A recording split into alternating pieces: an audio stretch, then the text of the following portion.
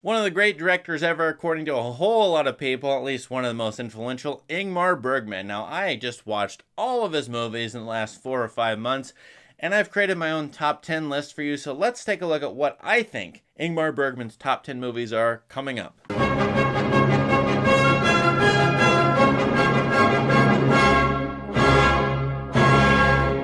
This video seeks to answer a few questions. What themes connect all or a lot of Bergman's movies? What Bergman movie should a new person who's never seen one of his movies start with? Or if you've seen just The Seventh Seal, what should you go to next? And then I get asked on this channel, well, what are your personal favorites? So this video really is my personal favorites about Bergman. It's not necessarily the most complex, or what I think is the most artistically awesome movies, but the ones I would go to and rewatch again immediately if I had to rewatch a Bergman movie. As well, I've done videos on pretty much all of these movies. If you want more in-depth coverage of any one of these movies, just search my channel. You'll find a video on them. I'm going to keep my comments short for each one of these 10 movies. Number 10, a early to mid 1950s classic. I think Woody Allen likes this. It's Sawdust and Tinsel. Man skulle skjuta alla människor det synd om. Bara 5-6 stycken. Jag borde skjuta dig också, frostlilla.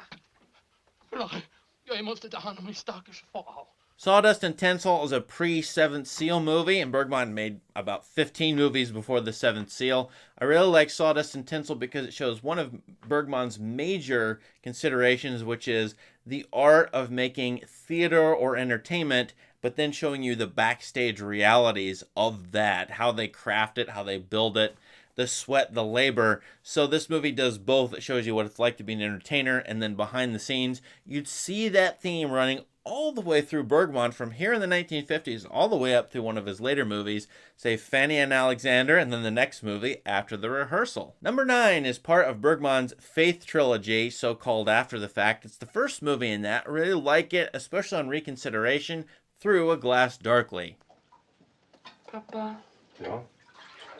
Jag vill stanna kvar på sjukhuset. Jag vill inte ha fler behandlingar. Tror du jag kan slippa det om du säger till ordentligt? Jag vet inte. Man kan inte leva i två världar. Man måste välja. Through a Glass Darkly showcases one of Bergman's major themes, which comes up throughout his career, his interest in mental health and social problems based on mental health. Here you have a character who may be schizophrenic. I think she is. And then the family around her has to deal with that and aren't sure how to handle her. This is the 1950s, 1960s, where there's less of a grasp on these kinds of issues, social problems, and how to deal with them. And so I think this movie really depicts in a very interesting way mental health problems, and you would see this, as I said, throughout all of Bergman's canon. One reason to love Bergman and to watch all of his movies is they really have a deep, rich sense of that every human being has worth, value. We all go through trauma and suffering, even from childhood. That childhood trauma and suffering comes into our adulthood. We're all dealing with psychosocial problems, and the movies are all, each one of them, very rich in showing you individuals, men, and especially for Bergman, women, who undergo these various problems, including people who undergo mental health issues, or they're dealing with family members, close relations, spouses, who also have mental health issues. Now, Bergman strikes me, just watching one or two movies at a time, as a sort of cold director, cold, stark aesthetics, and sort of slower films don't have a lot of plot, for example. And I don't find him as flashy or as interesting because I like more dynamic style, say Orson Welles, as opposed to Bergman. Now, after watching, and I got to Fanny and Alexander, watching 40 movies from Bergman, it really took that long for me to warm up to him and to his particular brand of, say, Swedish humanism, and to sort of look at, each of these characters I've seen over the last 4 or 5 months watching 40 movies is sort of like all the people, rich, poor, men and women, anybody in my life, especially those people who I haven't even thought about or cared about. They're all like the characters, the main characters in his movie. It really had a strong sense that every person ought to be valued and loved after watching all of his movies. And I think that's one reason to do a deep dive into Bergman, watching 5 to 10 of his movies, or shoot, maybe all of them. And that's what I recommend for quite a few of you. Number 8 is very similar in that it depicts health issues here, women's health, labor, postpartum, a movie I really like because I've had experience in hospitals, having babies, having children of my own. Not that I birthed the children, but my wife did. It's Brink of Life. Kommer det som riktiga verkar? Det är ont, så det är borta ett tag. Så gör det ont igen och så blöder det. Ja, nu kommer doktorn snart och undersöker fru Elios. Det går bra att sitta ner och vänta så länge. Tack. Nu ska du bara vara tapper flicka, så ska du se att det här ordnar sig. Jag stannar så länge så vet att jag finns här och kan komma på ögonblicket. Kom ihåg nu, Cissi. Elios expects his wife to do her duty. Vill du verkligen ha det här barnet, Anders? Which has 3 women in it, each of whom are going to give birth, each of whom in a different situation, and it compares their own personal struggle with labor with the sterile and harsh and seemingly uncaring world of the hospital. I really like this movie. I think it's an underrated classic from Bergman, and that's why I put it at number 8. Number 7, and now we're getting into the top 7 I think could be shuffled around in any order. I really like this movie. I think it's thoughtful. I've watched it multiple times, and each time it gets better because I notice more. It's one based on a 13th century ballad. Bergman rarely dealt with that sort of material. The Virgin Spring. Har du ont av barnet, Ingrid, eller vad är det? Du får väl se själv en gång hur lätt det blir. Du och jag är gift. Till lås och nycklar och heder och husfrudöme. Du får väl se hur det går med hedern. När en man talar runt midjan eller stryker över halsen. En man får aldrig med i sängen utan att vi är gifta. Och om du möter henne i hagen om kvällen, de lägger omkull där bakom en buske. Då slår jag mig fri. Men han är starkare. The Virgin Spring features one of Bergman's classic ideas, which is the man of faith or people of faith struggling with, do they believe in God? Why does God do bad things? Or why does God seemingly bring about judgment and suffering on people? Do they really believe in God when they suffer and are feel judged? This is a great movie, I think, overall, especially if you like The Seventh Seal. I think The Virgin Spring, you will probably like it too. It stars Max von Sydow as well, one of Bergman's actors who he went to over and over throughout his career. Number 6 could easily be number 1, a movie, probably one of the greatest movies about old age. It's Wild Strawberries.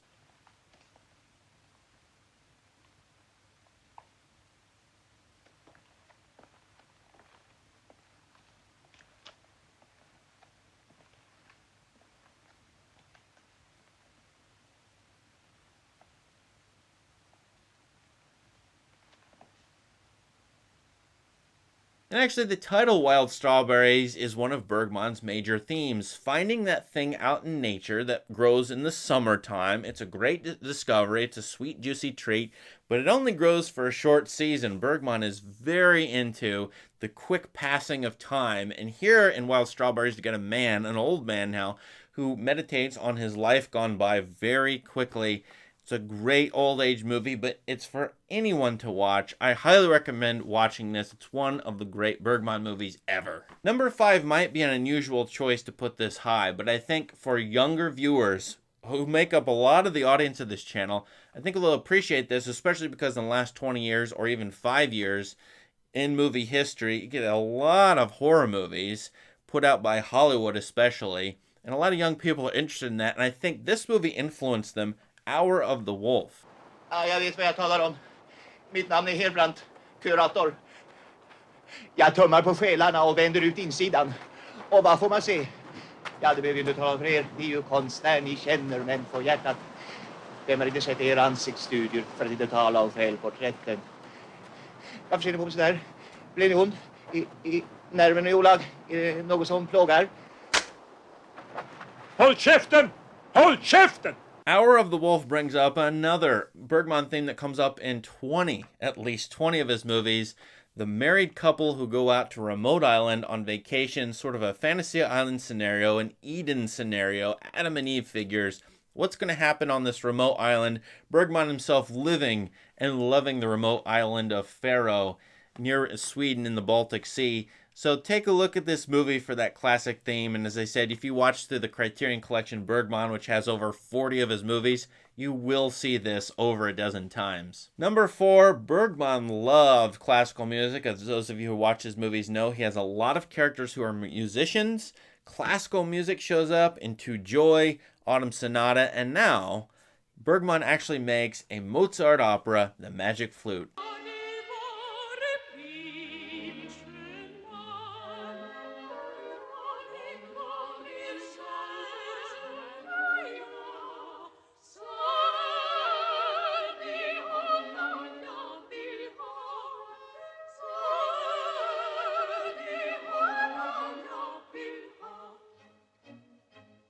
I like this period in Bergman, and you'll see in this video, I like the period between about 1955 and 1960-62, and I like the period about 1975 to 1982 in Bergman as well. I don't know why, but he made The Magic Flute in the mid-1970s, a really delightful opera. Probably kids can watch it. It does have some darker elements, but is not as psychologically disturbing as most of the other movies I mentioned in this video. And it's Mozart, and the music is glorious. Here Bergman focuses on audiences, how they react to and watch and enjoy Mozart almost as much as the opera itself. But it's a really fun staging of it, and I highly recommend The Magic Flute. Number 3 is absolutely beautiful. Bergman did not turn to color cinematography until well into his career. This may be only the 3rd or 4th color movie he made. In the late 1970s, Autumn Sonata. Det här andra preludiet måste spelas nästan fult. Det får aldrig bli insmickrande. Det ska låta fel. Mödosamt eller framgångsrikt genomkämpat. Så här alltså. Här ska du se.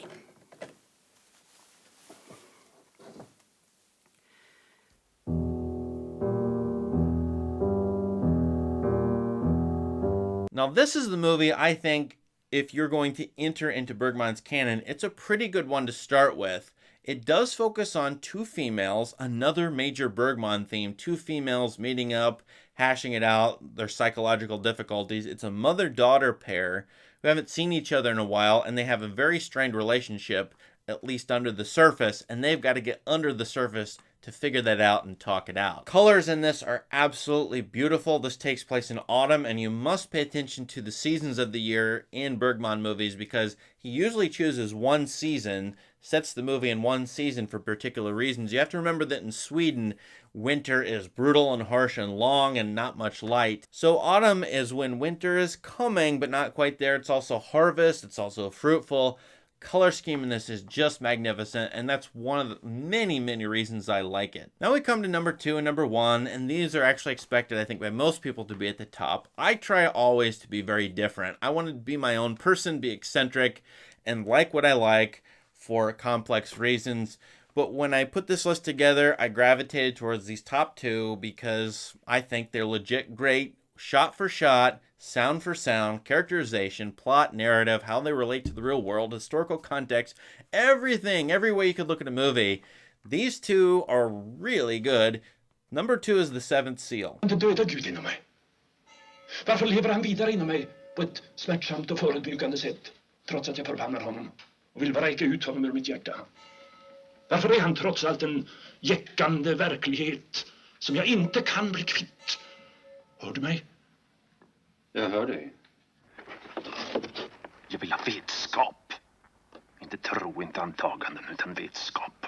I think The Seventh Seal works because it's really Bergman's angriest movie. I say that it doesn't seem angry in relation to a lot of movies, but when you watch the first 10 to 15 Bergman movies and then see 1957, he's 11 years into his career, what he did and said in The Seventh Seal, it feels like he's got a lot of rage. And you know, Bergman was raised in a Lutheran household, Lutheran pastor as a father. Throughout his career, he has a lot to say about that. As an atheist, but as a humanist, but as maybe he honors Christianity too. You know, you can interpret him a number of different ways, but he has a lot to say about those issues. In the Book of Job, like, why does God make suffering happen? Why does he make plagues? The aftermath of war, women burned at the stake in this movie. What is belief? How does art come out of belief? All these questions come up, humongous ones in The Seventh Seal. And again, this one refers to the Bible, the book of Revelation, in the title. So, okay, this movie you have to contend with. If you're a movie historian, if you're a movie lover, it's just one people go to. So check out my video on it. Number 1, last but not least. Now, before I get to number 1, check the description of this video because I put my whole Bergman list from letterboxd.com, letterboxd with a D. Down there, you can see all of my rankings, you can see all of my writings, and they're all sort of temporary because I may come to these in 10 years and rewrite them or rewatch them. And by the way, I did not put in this video Persona, which everybody loves. It's got new wave influences all over it. I do think it's a pretty good movie. It's not my cup of tea, though. As I said, this is not one of my personal favorites, but as far as classic Bergman canon, Persona is usually in the top 3 or 4 Bergman movies when people make these kinds of lists. Cries and Whispers could be up here as well. Winter Light. These movies are beloved by a lot of people, so check them out. But number 1, Fanny and Alexander. Vill du komma fram hit till bordet, Alexander? Är du beredd att gå ed på din utsago? Självklart. Det är en dödssynd att svära falskt, Alexander. Det kallas för mened och bestraffas hårt. Jaså? Lägg din vänstra hand på Bibeln och säg efter mig. I like Fanny and Alexander, the 5+ hour TV miniseries or long movie. I think it's better than the 3-hour condensed version, so check out the 5-hour version. This brings together all of Bergman's themes. He's great with color cinematography here. He focuses on boys, which he began doing, and with the movie The Silence or Persona in the mid-1960s. He is concerned about imagination versus the shutting down of imagination here by a church figure, the bishop. A great portrayal of the bishop here, by the way, and a wonderful sort of movie overall about the psychosis created in a young boy who's very imaginative, but he's in the house of a stepfather who hates him but wants the boy to love him. This movie is endlessly rich. It's very hard to watch, I think, and it is Bergman's major statement about all of his movies. It has all of the themes I've talked about, almost all of them, in this movie. Bergman was going to retire after this, but he made a couple more movies after it, and yet this is probably his magnum opus, or certainly one of them, so Fanny and Alexander. Now, what is your top 10 Bergman list? What would you have changed? What would you put in the top 5? I am happy with any of these movies in the top 7 being moved around, shuffled around. It's not that, rankings really are hard and set, because as we age or as we gain experience, the rankings will change, but for now, at this point in my life, this is what I've got. Please subscribe to this channel for more great content. Thank you for watching. Have a great day.